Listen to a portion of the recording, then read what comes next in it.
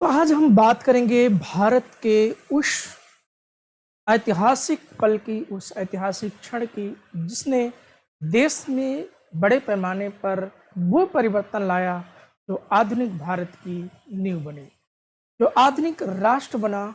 उस एक इंसान ने कैसे अपने जीवन में शिक्षा के बदौलत इतने बड़े बड़े काम कर दिए, जो आज का भारत है वह भारत हम लोगों के बीच में फर्क आया। तो आज हम बात करने वाले हैं डॉक्टर अंबेडकर के बारे में, और डॉक्टर अंबेडकर के आज इस दिवस पर, उनके जन्म दिवस पर आप सभी को ढेर सारी शुभकामनाएं। और हम लोग आज बात करेंगे उनके प्रासंगिकता के बारे में और अपने एग्जाम के पॉइंट ऑफ व्यू से कौन कौन से महत्वपूर्ण बिंदु हैं जिनको लेकर के हम लोग चर्चा कर सकते हैं, जिससे कि डॉक्टर अंबेडकर की जो आधुनिक भारत में प्रासंगिकता है।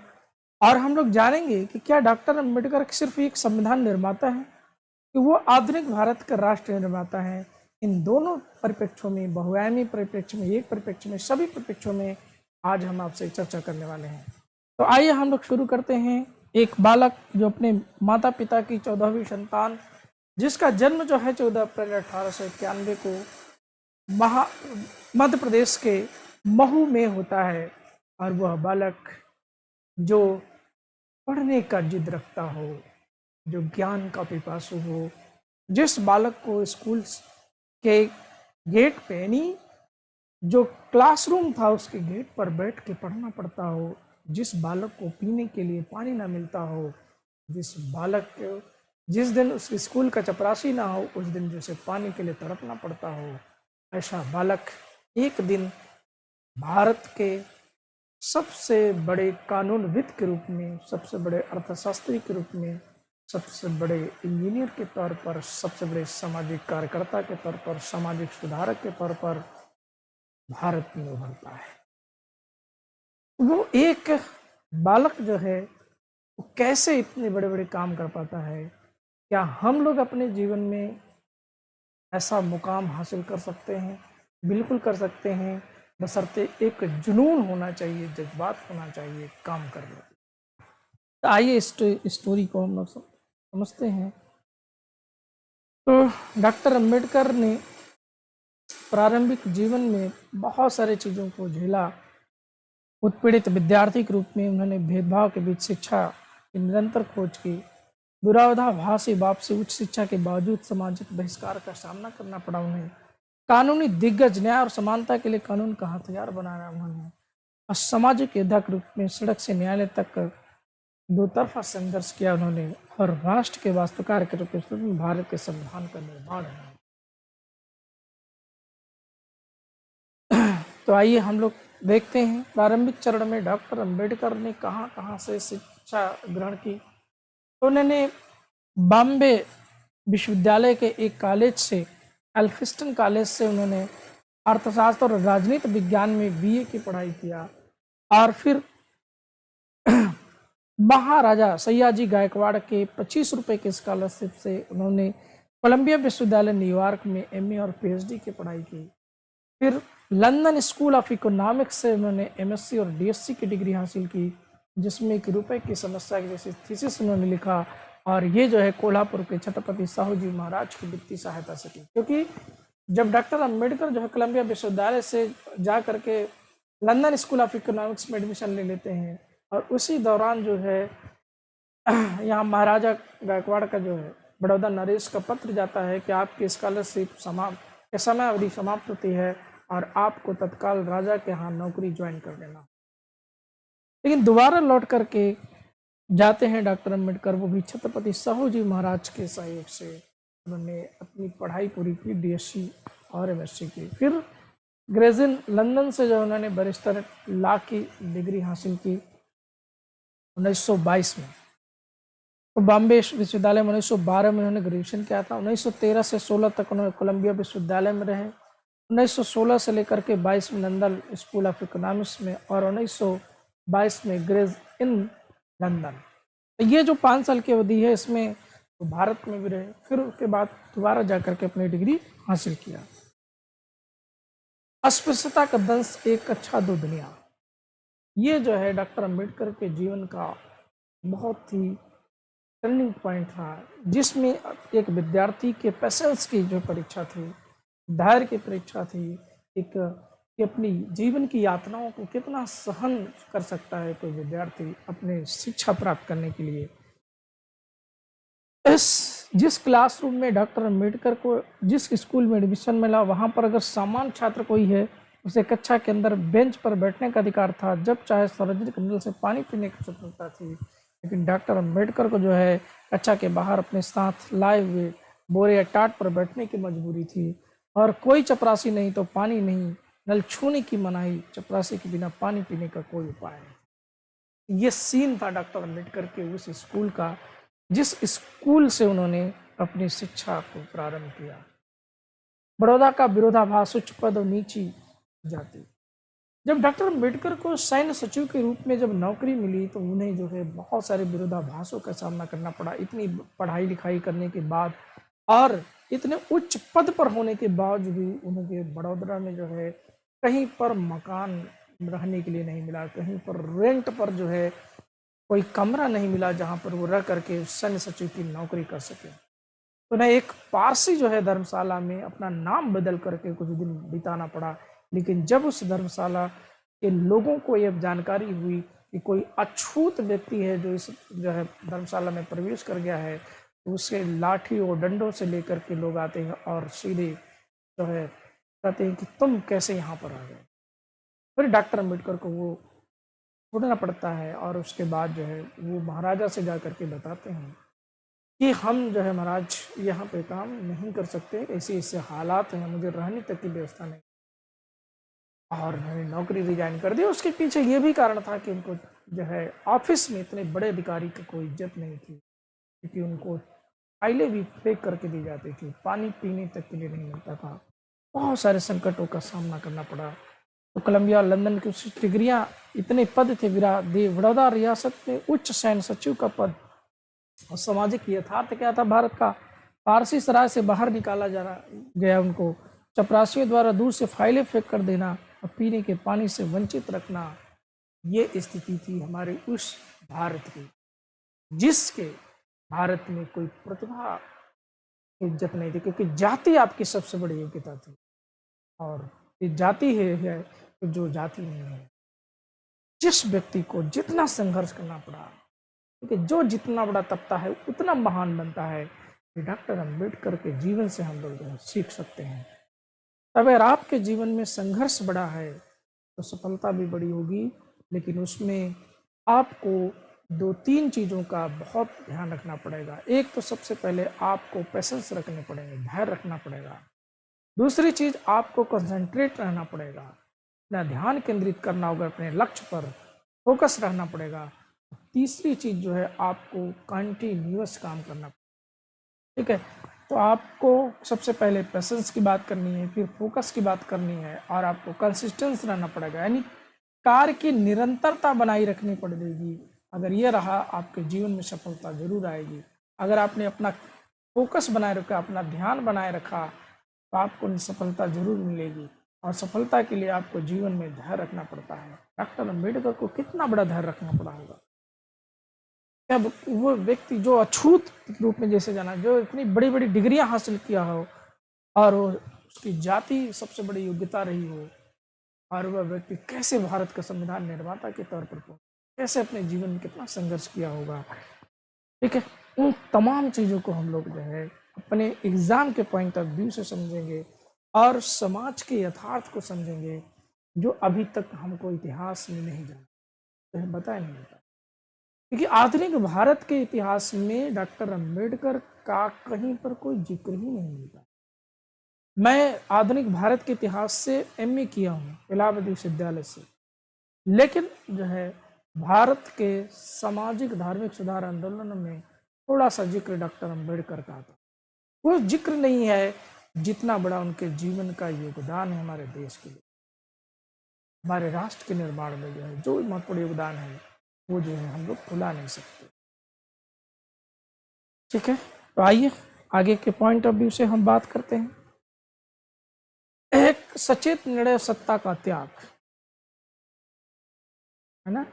तो डॉक्टर अंबेडकर ने प्रस्तावित सत्ता थी, जिला न्यायाधीश के पद का प्रस्ताव था उनके पास, हैदराबाद के निजाम द्वारा राज्य का मुख्य न्यायाधीश बनाने की पेशकश थी उनके पास, लेकिन उन्होंने ये नौकरी नहीं की।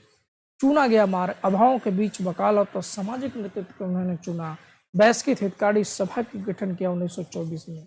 उनका ये मानना था कि अगर हम नौकरी करेंगे तो हम समाज के लिए वो कार्य नहीं कर पाएंगे, क्योंकि नौकरी में व्यक्ति के हाथ पांव बेड़ियों में बंधे होते हैं, नियम कानून में राज्य के नियमों के अनुसार काम करना पड़ता है। मुझे डर था कि सरकारी सेवा में आने के बाद मैं अपने लोगों की सेवा नहीं कर पाऊंगा। ये बात मैंने कब किया? 1951 में डॉक्टर अंबेडकर ने। फिर हम लोग देखेंगे कानूनी दिग्गज विविध क्षेत्रों में महारत उनके हासिल थे। बॉम्बे हाई कोर्ट में उनके सबसे चर्चित मुकदमे जो उनकी बहुमुखी प्रतिभा को दर्शाते हैं, और उन मुकदमे में जो है सबसे बड़ा मुकदमा ये होता है कि ये घटना ऐसी घटित होती है कि एक बालक को जो एक बच्चे को मृत्यु दंड प्राप्त हो जाता है, और उसमें बॉम्बे हाई कोर्ट के जितने भी वकील थे वो कोई भी जो है केस लेने के लिए तैयार नहीं होते हैं। ऐसे में डॉक्टर अंबेडकर ने उसका केस लेकर के मुकदमा जब जिताया, तब वहीं से जो है इनकी वकालत की शुरुआत होती है, क्योंकि उस समय जो है कोर्ट में भी जाति ही सबसे बड़ी योग्यता। हमारे देश में हर जगह आपकी जाति ही सबसे बड़ी योग्यता हो जाती है। आज आपको जो भारत बदलता हुआ दिखाई दे रहा है, जो परिवर्तित भारत आपको नजर आ रहा है, तो आज की युवा पीढ़ी का जो जन्म हुआ जिस भारत में, वो भारत बदला हुआ भारत है। वो गांधी का भारत है, अम्बेडकर का भारत है, नेहरू का भारत है, सरदार पटेल का भारत है, या भारत सरदार भगत सिंह का है, या जो है भारत जो है सुभाष चंद्र बोस का है, वो भारत जो है आज़ाद चंद्रशेखर आज़ाद का है। इस भारत को बनाने में बहुत सारे लोगों ने अपना योगदान दिया है, और उन बहुमूल्य योगदानों में जो है एक बहुमूल्य योगदान डॉक्टर अंबेडकर का है। इन महत्वपूर्ण जो है वकालतों में नागरिक अधिकार को लेकर के उन्होंने चौदार तालाब का मामला लड़ाया, और सार्वजनिक संपत्ति पर सभी का समान अधिकार है, ये मुकदमा उन्होंने जीता। और कोर्ट ने आदेश दिया उस समय जो है कि उसका पानी सबके लिए मिलेगा। अभिव्यक्ति की स्वतंत्रता पर उन्होंने वकालत की, और फिलिप स्प्रैट राजद्रोह का मामला जो है था, उस पर यह साम्राज्यवाद पर टिप्पणी थी, विशेष रूप से भारत सरकार पर हमला नहीं था, इसका मुकदमा। और सार्वजनिक स्वास्थ्य पर जो है प्रोफेसर डी.के. कार्यशीलता का मामला था, यौन स्वच्छता पर वैज्ञानिक प्रशासन समाज के हित में है, इसकी टिप्पणी। और श्रम अधिकारों को लेकर के 1929 में जो विवाद हुए, अपना श्रमिकों के अधिकार की रक्षा और कानून की खामियों को उजागर किया उन्होंने। ये जो है कुछ महत्वपूर्ण उपलब्धियां रही उनके कानून वकालत के दौर में। महासत्याग्रह जो है ये 1927 का सामाजिक समानता का शंखनाद। हम चौदार झील का पानी पीने के लिए नहीं जा रहे हैं, हम यह दावा करने के लिए झील पर जा रहे हैं कि हम भी दूसरों की तरह इंसान। हम लोग नमक सत्याग्रह के बारे में इतिहास में बहुत पढ़े हुए हैं, क्योंकि वो सविनय अवज्ञा आंदोलन से जुड़ा हुआ है। सविनय अवज्ञा आंदोलन एक तरीके से नमक सत्याग्रह ही था, जिसके बारे में हमारे इतिहास में पन्ने भरे हुए हैं, इतिहास की पुस्तकें भरी हुई हैं। लेकिन नमक से पहले अगर आपको जीवन जीने के लिए अगर जरूरी चीज़ अगर कोई है, तो वो आपके लिए पानी है, और पानी के बिना तो एक क्षण भी नहीं सर्वाइव किया जा सकता। नमक के बिना तो हम लोग जो है कई दिन जिंदगी बिता सकते हैं। प्रकृति से बहुत सारे सोर्स है जिनसे हम सर्वाइव कर सकते हैं, लेकिन पानी के बिना हम लोग सर्वाइव नहीं कर सकते हैं। तो ये सत्याग्रह उससे भी बड़ा सत्याग्रह है, नमक से भी बड़ा सत्याग्रह है। ये जल सत्याग्रह, जिसे महान सत्याग्रह के रूप में जाना गया, ये एक्चुअल में ये जल सत्याग्रह है। और इस जल सत्याग्रह के इतिहास में जो वो स्थान नहीं मिला जो वास्तव में मिलना चाहिए था। अछूतों को जो है सार्वजनिक स्थानों से पानी पीने का अधिकार नहीं। क्यों? क्योंकि वो अछूत हैं। हमारे इस आज जो तथा कथित आप सनातन परंपरा कहते हो, जिसे हिंदू परंपरा कहते हो, उसी परंपरा में एक इंसान को कीड़े मकोड़े की जिंदगी जीने के लिए मजबूर कर दिया गया। तो इस सत्याग्रह से बहुत बड़ा संदेश यह गया कि केवल पानी पीना ही नहीं, बल्कि इंसान होने का दावा करना है कि पानी पर जो है किसी ये वर्ग या जाति का अधिकार नहीं। यह 20 मार्च 1927 को हजारों अनुयायियों के साथ चवदार तालाब का पानी पीकर सदियों पुरानी सूढ़ियों को तोड़ा। प्रतीकात्मक अस्वीकृति असमानता के प्रतीक के रूप में मनुस्मृति का दहन भी किया उन्होंने। क्योंकि उसी मनुस्मृति का विधान है जो एक वर्ग को सदैव सदैव के लिए इंसान से कीड़े मकोड़े की जिंदगी जीने का मजबूर कर दिया। ठीक है। सड़क से न्यायालय तक का दो तरफा युद्ध, सामाजिक कार्रवाई 1927 में दलित वर्ग द्वारा सार्वजनिक तालाब में पानी पीना, रूढ़वादी प्रतिशोध उन्होंने किया, तालाब का शुद्धिकरण अनुष्ठान और नागरिक न्यायालय से निषेधाज्ञा प्राप्त किया, उन्होंने शुद्धिकरण कराया गया, कानूनी प्रत्यार्पण हुआ, अदालत ने तर्क तालाब महानगर पालिका का और सभी के लिए होना खुला नहीं, डिसीजन आया। अब अंतिम कानूनी विजय 1937 में हो गई। 10 साल की कानूनी लड़ाई के बाद बॉम्बे हाई कोर्ट के ऐतिहासिक जीत हो गई। अर्थात जो है कानूनी रूप से जो है सबको समान अधिकार मिल गया उस तालाब पर, जिस तालाब पर ये जल सत्याग्रह किया गया था। तो जल के लिए सत्याग्रह जो है एक, आप सोच लीजिए कि जिस भारत में हम लोग रहते थे जिसके लिए जल के लिए सत्याग्रह करना, लेकिन कुछ विशेष वर्ग के लिए पानी ना, आपको पानी पीने का अधिकार, पानी का अधिकार नहीं है, आपके पास संपत्ति रखने का अधिकार नहीं है, पढ़ने लिखने का अधिकार नहीं, तो आप क्या करोगे जिंदगी में? कुछ कर पाओगे? नहीं कर पाओगे। आज संविधान ने हमको क्या दिया? यही तो संविधान ने दिया कि हमको आज आरओ का पानी मिल रहा है, हमको जो है कार से चलने का अधिकार मिल रहा है, हमको क्या नहीं, पढ़ने लिखने का अधिकार मिल रहा है। नौकरियों में जो है रिजर्वेशन इसलिए दिया गया क्योंकि हमारी सामाजिक भागीदारी सुनिश्चित हो रही है। राजनीतिक रूप से आरक्षण इसलिए दिए गए कि वहां पर राजनीतिक भागीदारी हमारी सुनिश्चित हो रही है। जो वर्ग सदियों से इन सब चीजों से वंचित रहा, अफर्मेटिव एक्शन के तहत रिजर्वेशन दिया गया, आरक्षण दिया गया, जिसके माध्यम से लोग वंचित वर्ग को जो है समाज के मुख्य धारा में जोड़ा जा सके, कि जो व्यक्ति, जो समाज हजारों सालों से शिक्षा से वंचित रहा हो, वो समाज जो है अचानक जो है प्रतिस्पर्धा करके, कंपटीशन करके आपकी बराबरी नहीं कर सकता। और जो समाज सदियों से शिक्षित रहा हो, वो हमेशा सत्ता में रहा हो, शासन में रहा हो, वो उसको छोड़ भी नहीं सकता। यही कारण है ये सामाजिक टकराव, सामाजिक द्वंद्व, सामाजिक डायलेमा आपको आज भी दिखाई देते हैं। राष्ट्र के वास्तुकार संविधान सभा में कानून 15 अगस्त 1947 को भारत के पहले कानून मंत्री बने, संविधान के मसौदा समिति के अध्यक्ष रहे, जिन्होंने राष्ट्र के कानूनी आने बाने को बुना। प्रारूप समिति के सदस्यों, विशेषकर इसके अध्यक्ष डॉक्टर अंबेडकर ने अपने खराब स्वास्थ्य के बावजूद भी निष्ठापूर्वक कार्य किया। उन्होंने न केवल अपने चयन के सही ठहराया, बल्कि जो काम उन्होंने किया उसमें एक भी चमक ला दी है। डॉक्टर राजेंद्र प्रसाद, जो कि संविधान सभा के अध्यक्ष हैं, उनका स्टेटमेंट है, संविधान की आत्मा अनुच्छेद 32 की संरचना। डॉक्टर अंबेडकर जो है, जिसको उन्होंने संविधान की आत्मा कहा, ये हमारे लिए बहुत इंपॉर्टेंट है। बिना लागू करने की शक्ति अधिकार केवल शब्द होगा। अगर संविधान, अनुच्छेद 32 का है संवैधानिक उपचारों का अधिकार, हम सारे अधिकार दे दें लेकिन लागू करने का अधिकार ना दे, फिर तो ये कोई मतलब नहीं रह जाएगा। वही बात उन्होंने कहा, यह अनुच्छेद अन्य सभी मौलिक अधिकारों को लागू करने की कानूनी शक्ति देता है, और इस अनुच्छेद के माध्यम से हम लोग सीधे हाई कोर्ट और सुप्रीम कोर्ट में अपने मौलिक अधिकारों के हनन के लिए सीधे अपील कर सकते हैं। यह संविधान की आत्मा और उसका हृदय है। इसके बिना यह संविधान निरर्थक होगा। 9 दिसंबर 1948 को संविधान सभा में डॉक्टर अंबेडकर ने अपनी बात रखी। लोकतंत्र के स्तंभ संरचनात्मक अनिवार्यता। 25 नवंबर 1949 को ऐतिहासिक भाषण उन्होंने दिया। लोक, राजनीतिक लोकतंत्र और सामाजिक लोकतंत्र, और इन तीनों का स्तंभ क्या है? स्वतंत्रता, समानता, बंधुत्व। राजनीतिक लोकतंत्र तब तक टिक नहीं सकता जब तक उसके मूल सामाजिक लोकतंत्र ना हो। ठीक इसी तरीके से इन तीनों को एक दूसरे से अलग करना लोकतंत्र के मूल उद्देश्यों को विफल करना है।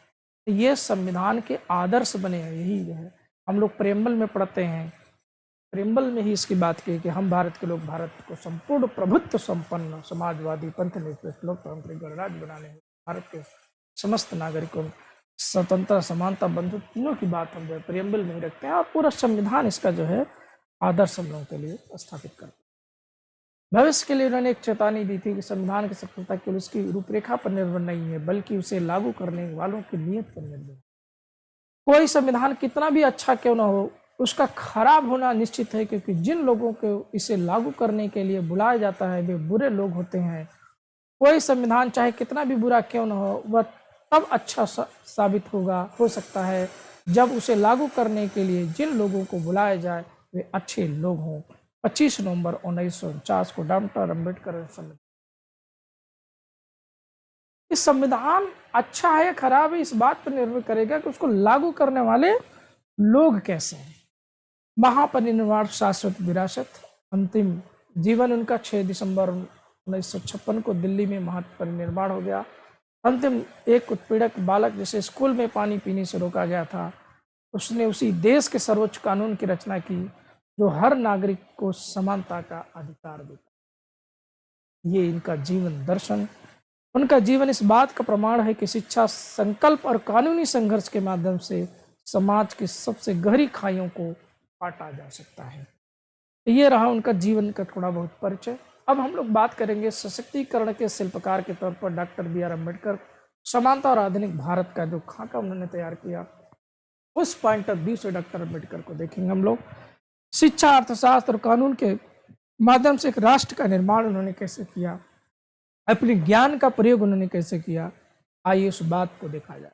सिर्फ एक डॉक्टर नहीं, एक बहुआयामी दूरदर्शी डॉक्टर अम्बेडकर सिर्फ संविधान के प्रारूप समिति के अध्यक्ष नहीं है, सिर्फ प्रारूप के निर्माता के तौर पर अगर हम लोग ना जाने, वो जो है अन्य विषयों में जो उन्होंने पढ़ाई की थी उसका भी हमारे देश के लिए महत्वपूर्ण योगदान है। डॉक्टर अम्बेडकर का योगदान संविधान के लिखने तक सीमित नहीं था, उन्होंने हाशियत पर पड़े लोगों को सशक्त बनाने के लिए 3 मुख्य क्षेत्रों पर इंजीनियरिंग किया।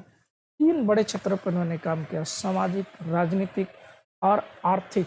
तीनों जो है, एक अर्थशास्त्री के रूप में, एक जो है राजनीतिक विधिक विद्वान के रूप में, और एक सामाजिक सोशल इंजीनियरिंग के तौर पे 3 स्तंभों पर उन्होंने काम किया। कुछ ये ज्ञान का वैश्विक मानचित्र उनका है कि कहाँ कहाँ वो भारत में जन्मे, और बीए की पढ़ाई उन्होंने राजनीति विज्ञान, जैसा कि हमने अभी पहले भी बताया, अल्फ्रेड कॉलेज 1912 में किया। फिर जो है 1913 से जो है वो 15 तक यहाँ एमए किया, कहाँ से, कोलंबिया विश्वविद्यालय से, और 1927 में उन्होंने अंतिम थीसिस सबमिट की थी कोलंबिया विश्वविद्यालय में रुपए की समस्या को लेकर के। फिर लंदन स्कूल ऑफ इकोनॉमिक्स में उन्होंने पढ़ाई की। फिर उसके बाद जो है वान विश्वविद्यालय में भी उन्होंने अध्ययन किया, जर्मनी में, बड़ौदा नरेश के सहयोग से। सशक्तिकरण, शिक्षा का जो है एक सशक्तिकरण का चक्र उन्होंने बताया। शिक्षा वह हथियार है जो सामाजिक गुलामी को काटता है। शिक्षा वह शेरनी का दूध है जो पिएगा वही दहाड़ेगा। ठीक, तो इसको लेकर के उन्होंने क्या कहा, शिक्षित बनो, सामाजिक और आर्थिक उत्पीड़न से मुक्ति का मार्ग उन्होंने बताया। कभी हार मत मानो, सामाजिक परिवर्तन की खोज में दृढ़ता और लचीलापन बनाए रखो, और उद्वेलित रहो, दमनकारी व्यवस्था को चुनौती देने, अधिकारों की मांग करने के लिए सक्रियता रहो, और आत्मविश्वासी बनो, अपनी ताकत और मूल्य पर विश्वास करो। ये जो है उनके कुछ महत्वपूर्ण कार्य हैं।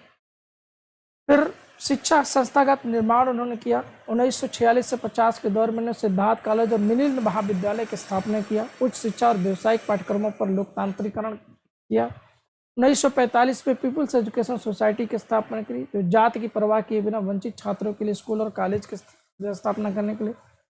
1928 में दलित शिक्षा और समाज अछूत छात्रों के लिए पनवेल और ठाणे, नासिक और पुणे में छात्रावास की स्थापना किया। और 1924 में उन्होंने बहिष्कृत हितकारी सभा या निम्न वर्गों के बीच शिक्षा का प्रसार कर आर्थिक सुधार किया। तो उन्होंने शुरुआत कब की, 1924 से बहिष्कृत हितकारी सभा के माध्यम से। फिर 1928 में दलित शिक्षा समाज की स्थापना। फिर 1945 में जो पीपल्स एजुकेशन सोसाइटी, और इसी के माध्यम से 1946 में सिद्धार्थ कॉलेज और मिलिंद महाविद्यालय की स्थापना अपने जीवन में उन्होंने किया। फिर रुपए की समस्या, बीमार मुद्रा का निदान, उन्होंने जो है इसी के दम पर आरबीआई की स्थापना होती है हमारे देश में। मुगल कालीन जो दोहरी प्रणाली थी, सोने की मोहरें चलती थी, चांदी का रुपया चलता, बिना किसी निश्चित विनिमय अनुपात के प्रचलन में थी ये मुद्राएं। ग्रेशम का नियम कहता है कि खराब मुद्रा अच्छी मुद्रा को बाहर कर देती है। बहुलता के कारण मुद्रा ने अपनी सामान्य स्वीकार्यता खो दी है। अब देखो ये सब चीजें कब होती थी कि जब हमारे अर्थव्यवस्था में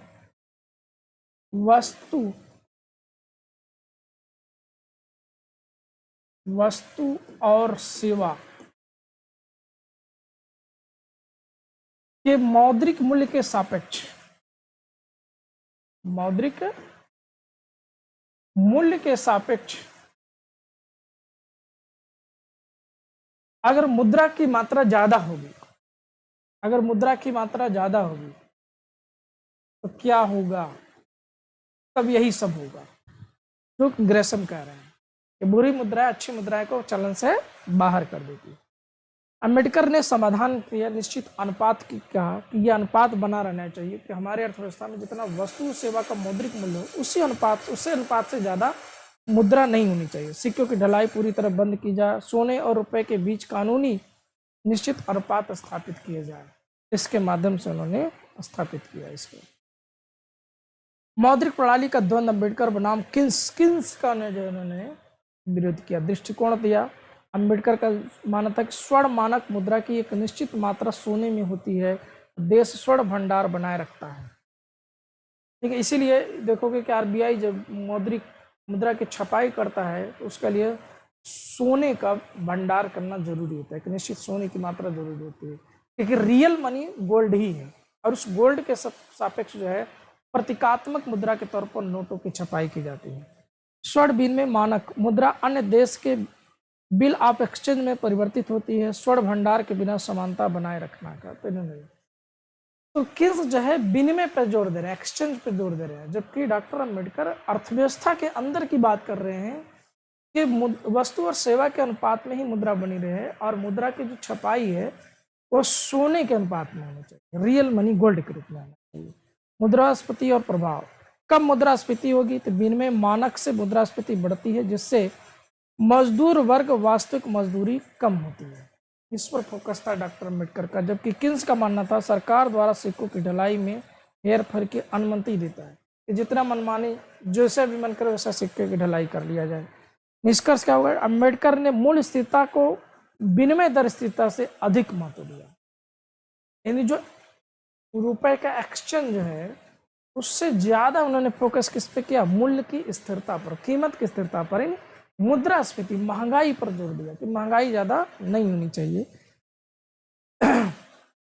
आधुनिक भारत के आर्थिक स्तंभ जो है भारतीय रिजर्व बैंक 1935 में बना, जिसमें डॉक्टर अम्बेडकर ने हिल्टन यंग कमीशन के सभी सदस्यों ने डॉक्टर अम्बेडकर की पुस्तक प्रॉब्लम ऑफ रूपी का उपयोग किया।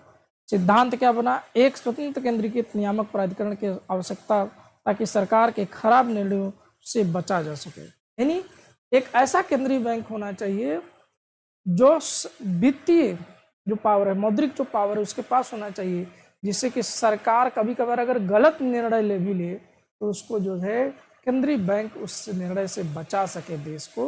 नहीं तो देश जैसे नोटबंदी जैसी चीजें अगर हुई थी, अगर आरबीआई जैसा संस्थान उसको मैनेज नहीं किया कर पाएगा तो ये देश की पूरी अर्थव्यवस्था फेलियर कर जाती है। भारत का वित्त आयोग 1951 में स्थापना की। केंद्र राज्य संबंधों को मजबूत करने और शिक्षा और सामाजिक कल्याण के लिए संसाधनों का आवंटन करने हेतु वित्त आयोग अनुच्छेद 280 में हमारे संविधान में इसका जिक्र है। और इसके माध्यम से हम लोग हमारा वित्त आयोग क्या करता है, एन.के. सिंह जैसे 15वें वित्त आयोग जो चल रहा है, फिर पनघड़िया जी 16वें वित्त आयोग के अध्यक्ष जो कार्यकाल उनका शुरू हो गया। तो जो केंद्र और राज्य के बीच में प्रेजेंट टाइम में 42% का बंटवारा हो रहा है इसी वित्त आयोग के माध्यम से, और इसकी भी वकालत डॉक्टर अम्बेडकर ने की। सामाजिक न्याय से संवैधानिक वास्तुकला तक कैसे डॉक्टर अम्बेडकर पहुंचे? आप जानते हैं कि 1927 में महान सत्याग्रह, सार्वजनिक स्थानों पर पानी पीने का जो लड़ाई, फिर 1936 में स्वतंत्र लेबर पार्टी की स्थापना की उन्होंने, फिर 1947 संविधान और अनुच्छेद 45 में 14 वर्ष तक के बच्चों के लिए मुफ्त और अनिवार्य शिक्षा जो मौलिक अधिकार बाद में बल बना, और 1951 में हिंदू कोड बिल जो उन्होंने प्रस्तुत किया, जिसमें महिलाओं को लेकर के अभी आगे भी हम चर्चा इस पर करेंगे।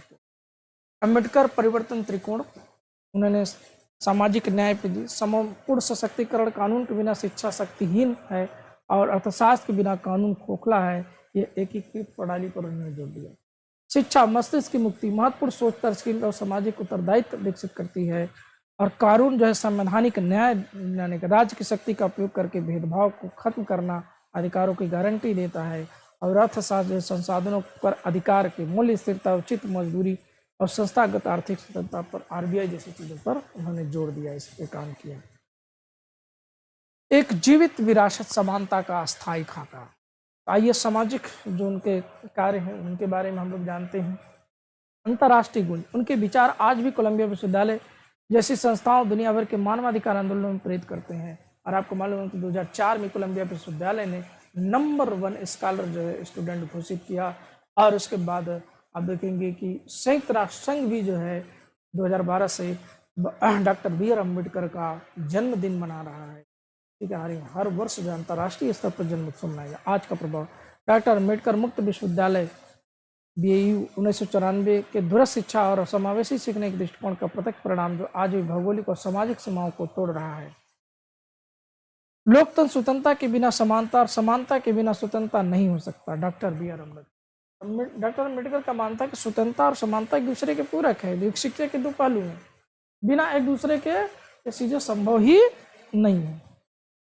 आधुनिक भारत के बहुआयामी वास्तुकार के तौर पर हम लोग डॉक्टर अम्बेडकर को देखते हैं, एक अर्थशास्त्री के रूप में, समाजशास्त्री के रूप में, एक राष्ट्र निर्माता के रूप में। आइए देखा जाए इन पहलू से जो है डॉक्टर अम्बेडकर के कौन कौन से महत्वपूर्ण उदाहरण हैं। एक अर्थशास्त्री के रूप में जैसा कि हम लोगों ने देखा रिजर्व बैंक ऑफ इंडिया के स्थापना करने में, जल संसाधन की दूरदर्शिता, तो भारत में प्रारंभिक चरण में बहुउद्देशीय परियोजनाएं बनी, 28 बड़ी बहुउद्देशीय परियोजनाओं का प्रोजेक्ट डॉक्टर अम्बेडकर ने स्थापित किए। श्रमिक और महिलाओं को लेकर के आज जो एक सप्ताह में आप 48 घंटे काम करते हो, ठीक है, 8 घंटे जो 12 घंटे से 8 घंटे के समय निर्धारण किया। और रणनीतिकार के तौर पर औद्योगिकरण और समाजवाद के प्रबल समर्थक थे डॉक्टर अम्बेडकर। इन पहलुओं पर हम लोग आगे देखते हैं।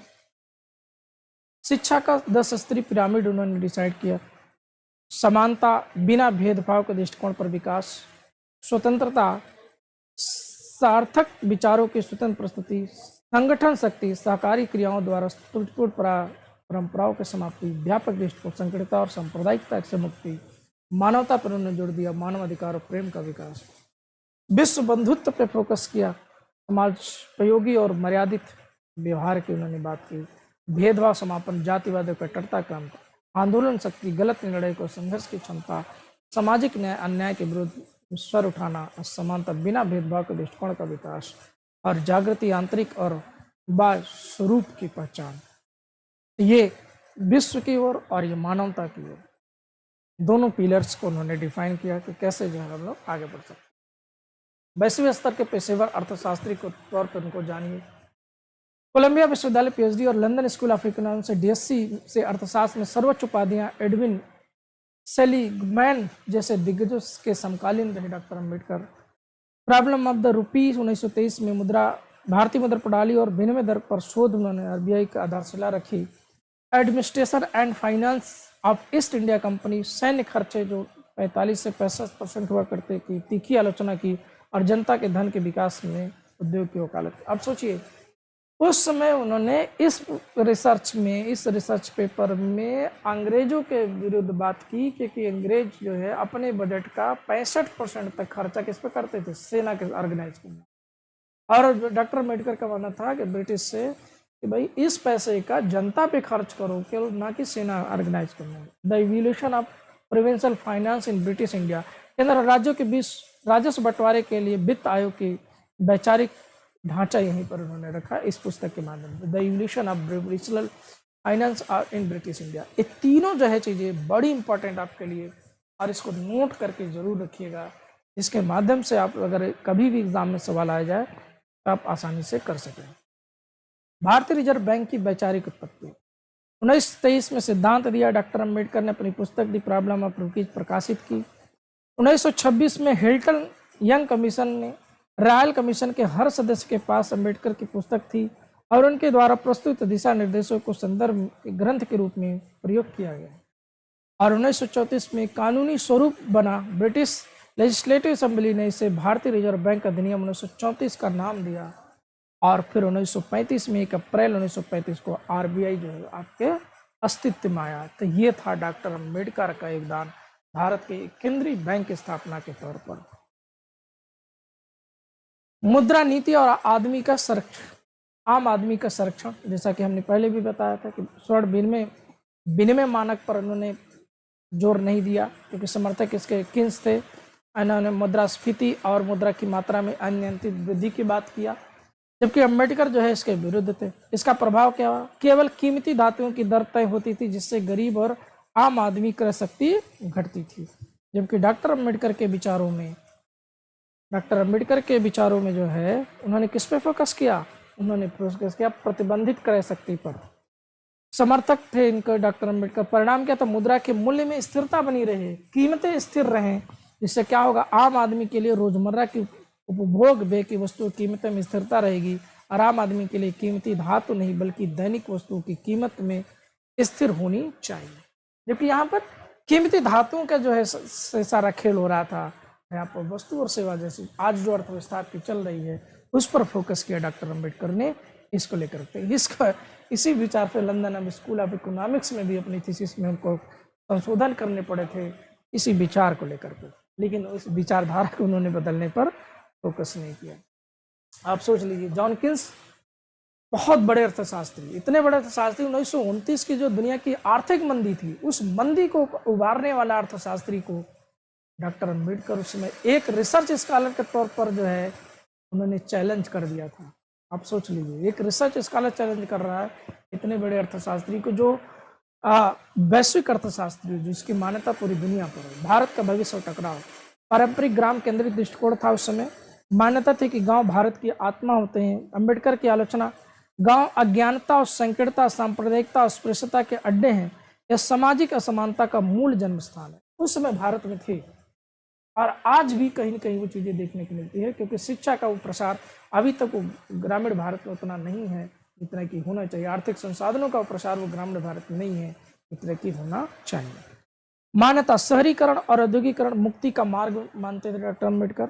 रणनीति, कृषि में छिपी हुई बेरोजगारी को खत्म करने के लिए अतिरिक्त श्रम को शहरों और उद्योगों की ओर ले जाना, क्योंकि आज भी जो है आप देखेंगे कि हमारे देश में हिडन जो अनएम्प्लॉयमेंट है, जिसे हम लोग छिपी हुई बेरोजगारी के तौर पर जानते हैं, वह बेरोजगारी जो हम लोग को दिखाई नहीं देती है ना। इस बेरोजगारी, क्योंकि कृषि में हम लोग जानते हैं कि कृषि में अगर जहाँ 2 व्यक्ति का काम है वहाँ पर 4 लोग काम करते हैं, जहाँ 4 का काम है वो 12 लोग करते हैं। अतिरिक्त जो लोग कार्य करते हैं उसकी उत्पादकता जुड़ होती है। ऐसे मूल लोगों को अगर हम शहर की ओर उद्योगों में नहीं लगाएंगे, अर्थव्यवस्था में कोई सुधार नहीं होने वाला। लक्ष्य, राज्य समाजवाद और प्रमुख उद्योगों का राष्ट्रीयकरण, शक्ति धन के केंद्रीकृत न हो और श्रमिकों का शोषण रुके, इसका लक्ष्य था उनका। इसके माध्यम से जो है डॉक्टर अम्बेडकर ने इसकी वकालत की। ये आर्थिक चीजें आप देख रहे हैं। जल संसाधन नीति की नींव डॉक्टर अम्बेडकर ने रखी, जिसके बारे में आप लोग अभी नहीं जानते होंगे, या कभी कभार पढ़ा होगा तो अच्छी बात होगी, नहीं पढ़ा होगा तो समझ लीजिए। वायसराय की कार्यकारी परिषद में डॉक्टर अम्बेडकर, आपको मालूम चाहिए कि सम सदस्य के रूप में थे 1942 से 46 में। अब समझिए, ये सम सदस्य के तौर पर ऐसे समझिए कि वो एक श्रम मंत्री के तौर पर कार्यकारिणी परिषद में 1942-1946 में। अनियंत्रित नदियां, बाढ़ और सूखा भारत में उस समय, जिसे हम लोग जैसे आज दामोदर नदी को क्या मानते हैं, दामोदर नदी को बंगाल का शोक कहा जाता है, महानदी को उड़ीसा का शोक कहा जाता है। शोक जैसे आज कोसी नदी बिहार का शोक है, ऐसे हमारी नदियां जो है पूरे भारत में फैली हुई थी। उसके लिए अनियंत्रित नदियां जो बाढ़ और सूखा थी, उसके लिए बहुउद्देशीय नदी घाटी परियोजनाओं का मॉडल उन्होंने डिजाइन किया। कहाँ के आधार पर? टीवीए के आधार पर। तो टेनेसी वैली अथॉरिटी से प्रेरित होकर के डॉक्टर अम्बेडकर ने ब्रिटिश इंजीनियरों के बजाय अमेरिकी विशेषज्ञ WL वुडीन को नियुक्त किया और भारत में जो है दामोदर नदी परियोजना की स्थापना की इसी के माध्यम से। ठीक, और इन बहुउद्देशीय परियोजनाओं का 3 महत्वपूर्ण उद्देश्य होता था। एक तो बाढ़ नियंत्रण, दूसरा सिंचाई और तीसरा जल विद्युत उत्पादन। ये प्रोजेक्ट पूरा डॉक्टर अम्बेडकर का। दामोदर DVC की स्थापना की गई और फिर जो है महानदी हीराकुंड का और सोन नदी परियोजनाओं का ऐतिहासिक शुरुआत जो है डॉक्टर अम्बेडकर के प्रयासों से हुआ है, जो कि आजाद भारत में प्रथम पंचवर्षीय योजना में हम लोग इसको देखते हैं। इसमें भी डॉक्टर अम्बेडकर का एक महत्वपूर्ण योगदान है, जो कि आने वाले दौर में देखिएगा आपके धीरे धीरे परीक्षाओं में सब सवाल आएंगे। जल प्रबंधन का संस्थागत ढांचा उन्होंने खड़ा किया। CWINC की स्थापना की, जिसे central water irrigation and navigation commission की स्थापना उन्होंने किया। जल सिंचाई, जल परिवहन और केंद्रीय स्तर पर तकनीकी सहायता के लिए। फिर उन्हें संविधान के अनुच्छेद 262 में अंतर्राज्यीय नदियों और नदी घाटियों के विवादों को निपटारे के लिए एक संवैधानिक तंत्र की वकालत की। फिर उन्होंने जल विवाद और रिवर बोर्ड अधिनियम 1956 जो है बनवाए, और इंटरस्टेट वाटर डिस्प्यूट्स एक्ट 1956 की वैचारिक पृष्ठभूमि रखी। तो डॉक्टर अम्बेडकर बहुत दूरदर्शी, जिसके बारे में आज हम लोग सोचते हैं, वो जो है उस दौर में सोच के चले गए। श्रमिक अधिकारों पर श्रम चार्टर, औद्योगिक प्रबंधन सामाजिक न्याय पर आधारित होना चाहिए। 1942-46 में जब श्रम सचिव के तौर पर उनको काम करने का मिला, तब उन्होंने क्या किया, 48 घंटे के कार्य सप्ताह 1946 में फैक्ट्री अमेंडमेंट बिल जो है अंग्रेजों ब्रिटिश सरकार में पारित करवाए, और काम के घंटे को जो है वो 8 घंटे करवाया, जो कि 12 घंटे हुआ करता था। कोयला खदान की सुरक्षा, धनबाद में वो 400 फीट नीचे जा करके खदानों का निरीक्षण किया। 1943 में coal mines labour welfare fund की स्थापना करवाई। अगर उसके में कोई श्रमिक दब के मर जाता है तो उसके लिए क्या है सरकार, ये सब जो है काम डॉक्टर अम्बेडकर करना है।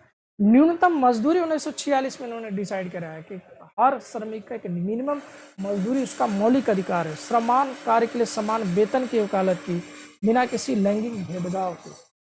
फिर ट्रेड यूनियन की मान्यता, Indian trade union amendment bill 1943 के तहत यूनियनों की अनिवार्य मान्यता जो है इन्होंने डॉक्टर अम्बेडकर ने वकालत की। और आज जो है आप देखोगे कि श्रमिकों का जो सशक्तिकरण हुआ है, ये डॉक्टर अम्बेडकर के ही प्रयासों से।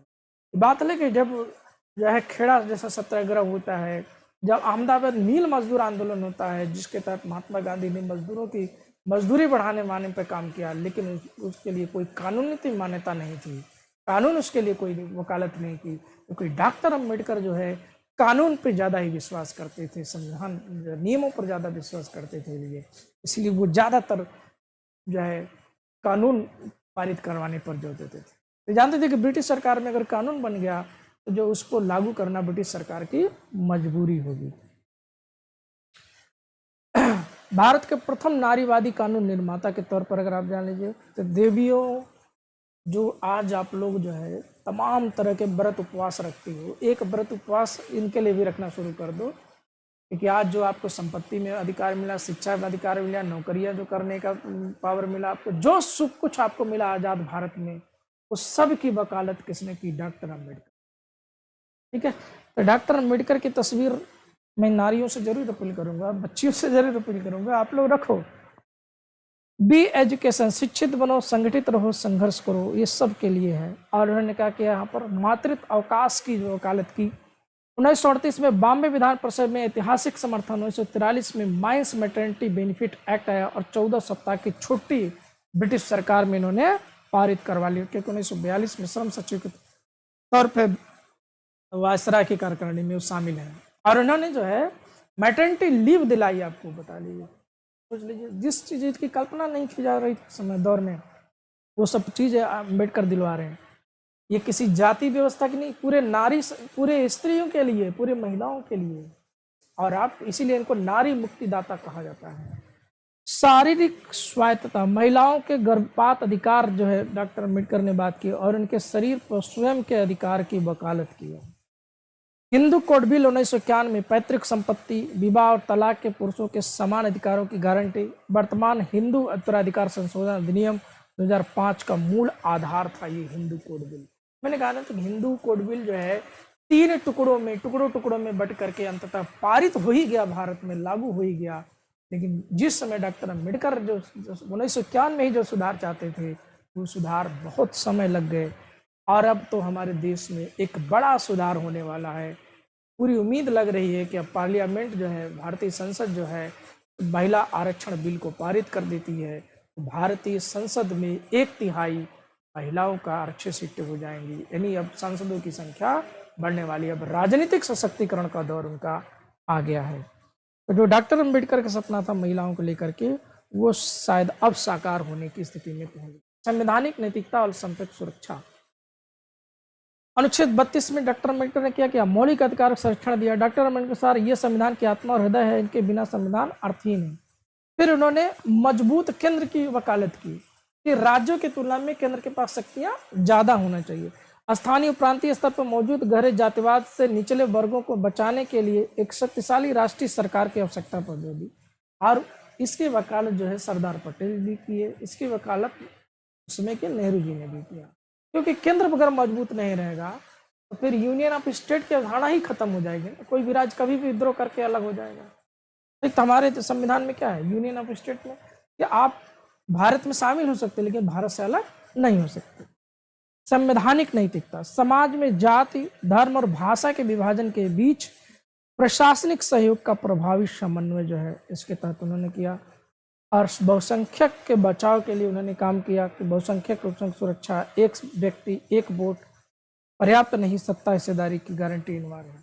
बहुसंख्यक को संरक्षण जो फंडामेंटल राइट में हम लोग को देखते हैं कि जो अनुच्छेद 25 से लेकर के 29 तक के जितने प्रावधान है, सांस्कृतिक धार्मिक जो सुरक्षा की बात की गई है, ये सब जो है संविधान में। अब अल्पसंख्यकों के संरक्षण की बात करें। राष्ट्र निर्माण का समन्वय एकीकृत दर्शन हम लोग देख सकते हैं। समानता, हिंदू कोड बिल, समान वेतन, न्यूनतम मजदूरी अनुच्छेद 32। स्वतंत्रता के अगर हम लोग देखें, औद्योगिकरण, सम कानून, ठीक है, ये सब सारी चीजें उन्होंने किया।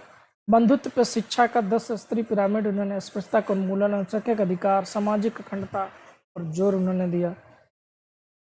फिर एक शाश्वत ब्लूप्रिंट, डॉक्टर अम्बेडकर केवल एक समुदाय के नेता, एक दस्तावेज के लेखक नहीं थे, वे एक अर्थशास्त्री जिन्होंने हमारी मुद्रा को स्थिर किया, एक इंजीनियर जिन्होंने हमारी नदियों की दिशा दी, और एक समाजशास्त्री जिन्होंने आदि आबादी को कानून का अधिकार दिया। तो आदि आबादी जो है खुश हो जाओ, ठीक है, उनके फोटो पर माला फूल चढ़ाओ, ठीक है, उनके लिए भी व्रत उपवास रखो, जो तुम्हारे लिए जो है क्या दिए, आदि आबादी को कानूनी अधिकार मिला। ठीक है, मनुस्मृति का दहन इसीलिए भी किया गया था कि मनुस्मृति जो है ये आदि आबादी को न्याय नहीं देती है।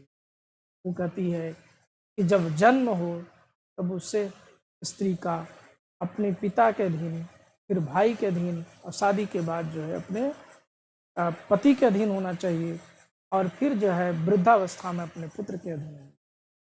ये थी मनुस्मृति की कानून व्यवस्था।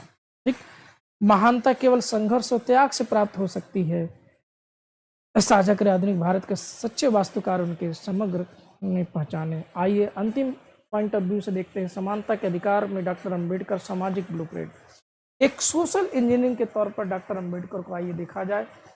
इस पॉइंट ऑफ व्यू से डॉक्टर अंबेडकर का कैसे मूल्यांकन हम लोग कर सकते हैं। एक समाज शास्त्री और राष्ट्र निर्माता की वैचारिक यात्रा के विश्लेषण अध्ययन हम लोग करते हैं। चलिए, जाति विवाह पर उन्होंने जोड़ दिया, महिलाओं पर नियंत्रण, जातिगत शुद्धता पर फोकस किया, जाति के बाहर विवाह पर सख्त प्रतिबंध, जाति व्यवस्था का मूल धुरी था, इसको उन्होंने तोड़ने का अंतर सजाति विवाह सुनिश्चित करने के लिए महिलाओं को कामुकता और स्वतंत्रता पर पूर्ण नियंत्रण, सती प्रथा, बाल विवाह रोक, असली ये सब कारण थे जो है उसमें हमारे समाज में फैले थे। पितृसत्तात्मक नियंत्रण था, जिससे सरलतम पुरुषों को महिलाओं का प्रबंधन, जिससे जाति वर्णानुक्रम शुद्धता रहती थी। बाबा साहब ने जो है जाति व्यवस्था को तब तक नष्ट नहीं किया जा सकता जब तक कि पितृसत्ता और महिलाओं के उत्पीड़न को समाप्त न किया जाए। यही कारण था कि उन्होंने बाद में हिंदू कोड बिल जैसे चीजें ला करके पेश किए। संघर्ष की रूपरेखा, पानी से लेकर सत्ता तक, कैसे एक व्यक्ति जो है यहाँ तक पहुंचा है। सार्वजनिक अधिकार महासत्याग्रह, जो कि जल सत्याग्रह 20 मार्च 1927 को हम लोग जानते हैं, ये हमने अभी देखा। तो ये सामाजिक आंदोलन के दृष्टिकोण पे हम लोग इसको देख रहे हैं। दलितों को सार्वजनिक चौबादार तालाब से पानी पीने का अधिकार दिलाया, न केवल जल का नहीं बल्कि एक मानव अधिकारों का दावा था। वैचारिक अस्वीकृति, उन्होंने क्या किया, मनुस्मृति का दहन किया 25 दिसंबर 1927 को। असमानता, क्रूर दंड विधान पर आधारित मनुस्मृति की प्रतियों को जला करके ब्राह्मणवादी विचारधारा का प्रतीकात्मक अंत किया। फिर जो है धार्मिक राजनीतिक चुनौतियां, कालाराम मंदिर का सत्याग्रह किया 2 मार्च 1930 को। 15,000 दलितों को 5 वर्ष का लंबा अहिंसक संघर्ष झेलना पड़ा। यदि ईश्वर सबके लिए है तो उनके मंदिर कुछ ही लोगों को प्रवेश क्यों। हमारा अंतिम लक्ष्य केवल मंदिर प्रवेश नहीं बल्कि सत्ता में भागीदारी है। तो डॉक्टर अम्बेडकर को हिंदू रहने, बाहर जाने के लिए कोई जो है शौक नहीं चढ़ा हुआ था। जो व्यक्ति मंदिर में घुसने के लिए आंदोलन कर रहा हो, वो व्यक्ति अंततः जो है ये कहता हो, ये घोषित करता हो कि जिस धर्म में हमने जन्म लिया उस धर्म में हम मरेंगे नहीं। और जैसा कि 1956 की घटना में जो है क्या होता है कि डॉक्टर अम्बेडकर अंततः जो है धर्म परिवर्तन करने के लिए मजबूर। ये दोनों में पुरानी संहिता बनाम ये जो संविधान की संहिता में क्या अंतर है, शूद्रों को संपत्ति, संचय और शिक्षा का अधिकार नहीं। 61-62 नियम है ये। महिलाओं की स्वतंत्रता पर पूर्ण प्रतिबंध, पिता, पति और पुत्र के अधीन रखा गया। यानी जन्म के समय पिता, फिर शादी के बाद पति, और जो है वृद्धावस्था में पुत्र के अधीन। समान अपराध के लिए समान जन्म और वर्ण के आधार पर भिन्न अमानवीय दंड थे, क्योंकि जाति के आधार पर न्याय दिए जाते थे। अगर उच्च वर्ण का कोई व्यक्ति वही जो है अपराध करता है तो उसके लिए अलग दंड का प्रावधान, अगर निम्न वर्ग का कोई व्यक्ति को वही अपराध करता है उसके लिए अलग दंड का प्रावधान। ये किसमें था? मनुस्मृति में। क्योंकि भारत का संविधान ऐसा नहीं करता है। अनुच्छेद 14 क्या करता है? विधि के समक्ष समानता की बात करता है। अनुच्छेद 17 अस्पृश्यता का पूर्ण अंत करता है। अनुच्छेद 14 के तहत जो है चाहे भारत का राष्ट्रपति हो चाहे आम नागरिक सब समान है उसके लिए। सार्वभौमिक वयस्क मताधिकार, एक व्यक्ति एक वोट, एक मूल्य, लिंग या जाति में भेदभाव के बिना राजनीतिक शक्ति दी। ये नहीं एक महिलाओं के लिए अलग वोट का अधिकार है, पुरुषों के लिए अलग है, किसी जाति के लिए अलग जो है वोट का अधिकार नहीं। ये हमारा संविधान वकालत करता है। गांधी बनाम अम्बेडकर सामाजिक न्याय के दो दृष्टिकोण। गांधी अम्बेडकर को लेकर के बहुत सारा चर्चा होती है, तो उसमें क्या डायलेमा था, क्या अंतर था, क्या द्वंद्व था दोनों को लेकर के, उसको समझिएगा। वर्ण व्यवस्था पर दृष्टिकोण। महात्मा गांधी जो है प्रबल समर्थक थे इसे श्रम विभाजन के तौर पर विशेषकरण उपयोगी मानते थे। वो वर्ण व्यवस्था के समर्थक थे। उन्होंने कहा था कि जो वर्ण व्यवस्था है ये श्रम विभाजन पर बनी हुई व्यवस्था है। जबकि डॉक्टर अम्बेडकर का मानना था कि कट्टर लोग इसे अवैज्ञानिक, अमानवीय, अन्यायपूर्ण, शोषणपूर्ण व्यवस्था मानते थे, क्योंकि वर्ण व्यवस्था से ही जाति व्यवस्था का जन्म हुआ है। इसीलिए डॉक्टर अम्बेडकर जो है इसके कट्टर जो है विरोधी रहे हैं कि जाति व्यवस्था ही खत्म, वर्ण व्यवस्था ही खत्म कर दी जानी चाहिए, क्योंकि वर्ण व्यवस्था अगर जब तक रहेगी तब तक जाति व्यवस्था बनी रहेगी। छुआछूत का मूल कारण था वर्ण व्यवस्था की एक बाहरी विकृति थी, जबकि वर्ण व्यवस्था का अनिवार्य और अपरिहार्य परिणाम बिना वर्ण नष्ट किए छुआछूत खत्म नहीं किया जा सकता। ये अम्बेडकर का मानना था। जबकि इसमें जो है क्या था, ये अंदर हृदय परिवर्तन की बात करते हैं। निवारण का तरीका गांधी जी का क्या था? सवर्ण हिंदुओं का हृदय परिवर्तन, आदर्शवादी दृष्टिकोण, हरिजन शब्द का प्रयोग किया उन्होंने। तो क्या और बाकी लोग जो है हरिजन नहीं थे? हरिजन के ईश्वर के औलाद तो सब है ना, तो कोई विशेष व्यक्ति कैसे ईश्वर का औलाद है? अगर ईश्वर का औलाद है तो उसे उस तरह से ट्रीट किया जाना चाहिए, फिर उसके लिए हृदय परिवर्तन का इंतजार क्यों करें? जबकि अम्बेडकर जो है कानूनी अधिकार की बात करते थे, राजनीतिक प्रतिनिधित्व और अंततः धर्मांतरण, व्यवहारिक और ठोस दृष्टिकोण पर बात करते थे, कानून पर विश्वास करते थे कि कानून से आज जो है भारत में जो भी परिवर्तन आपको देखने को मिल रहा है वो इसी संविधान की देन है। पूना पैक्ट और राजनीतिक प्रतिनिधित्व का ऐतिहासिक समझौता, इसको लेकर के भी आपको डायलेमा जो होता है, क्योंकि पूना पैक्ट को लेकर के भी बहुत सारे विवाद है। इसके पहले क्या था कि जब 1932 में द्वितीय गोलमेज सम्मेलन हुआ तो उस समय 1931 के दौर में, फिर द्वितीय गोलमेज सम्मेलन में दलितों के लिए अछूत वर्ग के लिए 71 सीटों पर और सुरक्षित सीटें दी गई, जिसमें पृथक निर्वाचक मंडल, जहां केवल एक दलित मतदाता ही दलित प्रतिनिधि को चुन सकते थे। स्वतंत्र दलित नेतृत्व की वकालत की डॉक्टर अम्बेडकर को मिल गई। अब इसमें गांधी जी का ये था कि अगर ऐसा होता है तो समाज हमेशा के लिए विखंडित हो जाएगा, अलग हो जाएगा। और उसमें ये प्रावधान भी था कि जैसे एक ही विधानसभा क्षेत्र है, इसमें 2 विधायक होंगे, एक विधायक जो है सामान्य होगा और दूसरा विधायक जो है रिजर्व होगा, जो कि इसके द्वारा चुना जाएगा। और यही पूना पैक्ट ने 148 सुरक्षित सीटें दी, संयुक्त निर्वाचन मंडल जहां सवर्ण मतदाता भी दलित प्रतिनिधि चुनेंगे, जो कि आज के जो है आपकी पद्धति है। और यहीं से आरक्षण का उदय हुआ। जो आज का आरक्षण है यहीं से शुरुआत होती है 1932 के पूना पैक्ट से। डॉक्टर अम्बेडकर ने गांधी जी के प्राण बचाने के लिए समझौता किया। दीर्घकालिक प्रभाव दलितों को अधिक सीटें मिली, लेकिन पृथक निर्वाचन मंडल छीनने से वे राजनीतिक रूप से बहुसंख्यक दलों और हिंदू संगठनों पर निर्भर हो गए और स्वतंत्र राजनीति का नेतृत्व बाधित हुआ। तो अम्बेडकर का मानना था कि अगर स्वतंत्र रूप से राजनीति होगी तो ये वर्ग का जो सशक्तिकरण है वो तेज गति से हो पाएगा, क्योंकि उसके भाई जिससे चुन के जो आएगा तो उसी के लिए काम करने की उसकी मजबूरी होगी। ठीक है, जबकि ऐसा जो है अब नहीं हुआ। अब यही कारण है कि अब जो राजनीतिक सशक्तिकरण जिस रूप में देखा जाना चाहिए था वो चीजें अब सही मायने में सामाजिक तौर पर देखने को नहीं मिल रही। आधुनिक भारत के निर्माण स्तंभ अर्थशास्त्र सम अधिकार। तो आप लोग पूना पैक्ट में क्या मानते हैं, ये सही है कि गलत है? अपना विचार आप बिल्कुल रख सकते हैं। ठीक, आधुनिक भारत में आर्थिक संरचना, आरबीआई आप जानते हैं हिल्टन एंड कमीशन के तहत जो स्थापना, श्रम औद्योगिकरण, 14 घंटे 8 घंटे काम करना, फिर उसके बाद एलायंस स्टेट इंश्योरेंस की स्थापना करना, भविष्य निधि जो ईपीएफ फंड है आपका, उसकी स्थापना डॉक्टर अम्बेडकर के द्वारा, महिला सशक्तिकरण कोड बिल का, भारत के पहले विधि मंत्री के रूप में महिलाओं को पैतृक संपत्ति, विवाह, तलाक और गोद लेने व पुरुषों के समान कानूनी अधिकार दिलाने का ऐतिहासिक प्रयास उन्होंने किया था, हालांकि उस समय वो पारित नहीं हो पाया था। अपनी आवाज का निर्माण पत्रकारिता के माध्यम से, ये कुछ पत्रिकाएं हैं जो एग्जाम के पॉइंट ऑफ व्यू से बहुत इंपॉर्टेंट है। तो आइए शुरू करते हैं हम लोग। सबसे पहले मूक नायक के बारे में देखते हैं। मूक नायक जो कि 1920 में प्रकाशित हुई, और ये पहला पाक्षिक पत्र था जो छत्रपति साहू जी महाराज के सहयोग से डॉक्टर अम्बेडकर ने प्रकाशित किया। और फिर बहिष्कृत भारत आया 1927 में, सवर्ण आलोचकों को जवाब और दलित समस्याओं का सीधा प्रकटीकरण पर इनका फोकस। फिर समता जो कि 1928 में समाज समता संघ और मुखपत्र के बारे में, और 1930 में जनता आया, दलित समस्याओं को व्यापक राजनीतिक पटल पर उठाना। 26 साल तक ये चला है 1930 में। और 1956 में अंतिम पत्र जो है उनका था पत्रकारिता में प्रबुद्ध भारत, जनता का नाम बदल के प्रबुद्ध भारत किया गया, जो उनके बौद्ध दर्शन को दर्शाता है।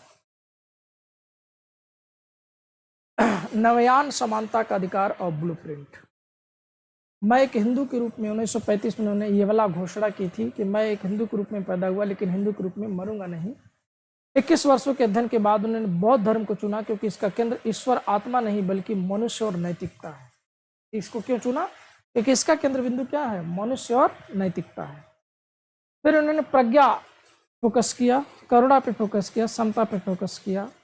दीक्षा भूमि नागपुर में 14 अक्टूबर 1956 को 5 लाख अनुयायियों के साथ उन्होंने दीक्षा ली, और 22 प्रतिज्ञाएं उसमें की, जिसमें हिंदू त्रिमूर्ति और अवतारवाद का स्पष्ट परित्याग, ब्राह्मणवादी कर्मकांडों का निषेध और मानव समानता में पूर्ण विश्वास का शपथ पत्र। प्रज्ञा अंधविश्वास के स्थान पर वैज्ञानिक सोच पर जोर दिया था। करुणा में मानव मात्र से प्रेम की बात की गई थी। समता में पूर्ण सामाजिक समानता पर जोर दिया। ये जो है डॉक्टर अम्बेडकर के बौद्ध धर्म के एक्सेप्ट करने का कारण क्या था, क्यों उन्होंने ऐसा किया, ये सारी रीजन यहाँ पर स्पष्ट दिखाई दे रहा है। अंततः में प्रबुद्ध भारत की उन्होंने अम्बेडकरवाद एक न्यायपूर्ण समाज का अंतिम ढांचा है। जो छत क्या है? प्रबुद्ध भारत। अब वो किस पिलर पर टिका हुआ है? वो ज्ञान, स्वाभिमान और शील पर टिका हुआ। 3 इसके मुख्य स्तंभ उन्होंने बताए, और उसकी जो सीढ़ियाँ हैं वो सीढ़ियाँ है राज्य, समाजवाद और संवैधानिक नैतिकता। और उसकी जो नींव है वो शिक्षित बनो, संगठित रहो, संघर्ष करो। उससे आपको शुरुआत यहीं से होनी है। शिक्षित बनो, संगठित रहो, संघर्ष करो, राज्य, समाजवाद, सामाजिक नैतिकता, और ये ज्ञान, स्वाभिमान और शील की जो है यहाँ पर पिलर्स हैं, और इससे जो है प्रबुद्ध भारत की ओर बढ़ने का नींव है। तो यहाँ पर डॉक्टर अम्बेडकर ने कहा, संविधान चाहे कितना भी अच्छा क्यों ना, उसे चलाने वाले लोग अगर अच्छे हैं तो बुरा ही साबित होगा, अगर अच्छे नहीं है तो।